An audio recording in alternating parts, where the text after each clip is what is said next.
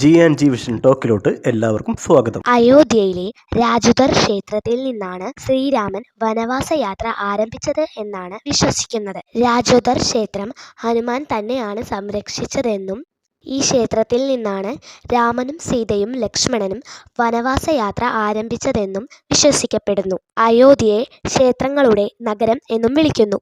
ശ്രീരാമചന്ദ്രജിയുടെ കൊട്ടാരത്തിന്റെ പ്രധാന കവാടമാണ് രാജദോർ ക്ഷേത്രം. വാസ്തുവിദ്യയുടെ ഭംഗി ഈ ക്ഷേത്രത്തിൽ കാണാം. ക്ഷേത്രങ്ങളുടെ നഗരമായ അയോധ്യയിൽ ഹനുമാൻ ഗാർഹിക്കു തൊട്ടുമുന്നിൽ ഒരു വലിയ കൊട്ടാരം പോലെയുള്ള ഘടനയുണ്ട്. ഇതാണ് രാജദോർ ക്ഷേത്രം. ഈ ക്ഷേത്രത്തിന്റെ ഉയരം വളരെ വലുതാണ്. ഇവിടെ നിന്ന് അയോധ്യ മുഴുവൻ കാണാൻ കഴിയും. ഈ ക്ഷേത്രത്തിന്റെ മുൻപിലാണ് ഹനുമാൻ ഗാർഹി. രാജദ്വാർ എന്നാൽ രാജ്യത്തിലേക്കുള്ള പ്രവേശന കവാടം എന്നാണ് അർത്ഥം.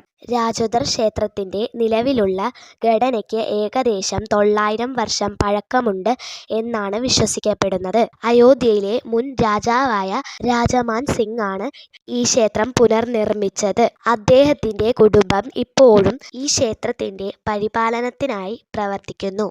അയോധ്യയിലെ ഏറ്റവും ഉയർന്ന രാജകവാടം നവീകരിച്ചതിന്റെ ഫലമായാണ് ഈ ക്ഷേത്രം ലഭിച്ചത്. അതിന്റെ ഘടന വളരെ മനോഹരമാണ്. രഘുകുലത്തിലെ രാജകൊട്ടാരത്തിലേക്കുള്ള പ്രവേശന കവാടമായിരുന്നു ഇത് എന്നാണ് വിശ്വസിക്കപ്പെടുന്നത്.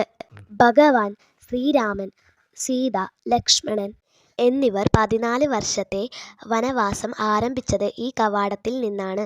ലങ്ക കീഴടക്കിയതിനു ശേഷം മൂവരും ഈ കവാടത്തിൽ നിന്നാണ് മടങ്ങിയത്. ഇതിനുശേഷം അയോധ്യയിലെ രാജകൊട്ടാരത്തിൽ ശ്രീരാമനെ രാജാവായി പ്രതിഷ്ഠിച്ചു. ശ്രീരാമന്റെ ജന്മസ്ഥലമായ അയോധ്യ ചരിത്രത്തിന്റെയും പുരാണങ്ങളുടെയും അസാധാരണമായ സമന്വയമാണ് അവതരിപ്പിക്കുന്നത്.